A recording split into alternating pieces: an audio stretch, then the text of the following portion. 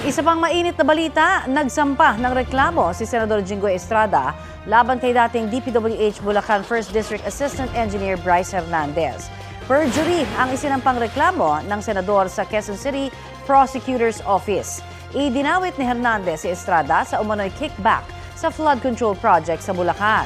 Sa pagdinig ng House Infrastructure Committee noong September 9, sinabi ni Hernandez na nagbaba ng 355 million pesos na halaga ng proyekto sa Bulacan si Estrada ngayong 2025. 30% anya ang commitment para sa senador. Ilang beses nang itinanggi ni Estrada ang mga pahayag ni Hernandez. Si Hernandez ay protected witness na ng Department of Justice dahil sa mga isiniwalat niya tungkol sa flood control projects. Ayon sa abogado ni Hernandez na si Attorney Ernest Levanza, handa nilang ipagtanggol ang kanilang kliyente dahil hindi raw dapat siya maparusahan sa pagsasabi ng katotohanan.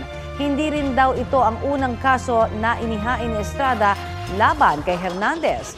Kamakailan lamang ay natanggap din umano ni Hernandez ang summons para sa hiwalay na kasong may kaugnayan sa defamation at injunction.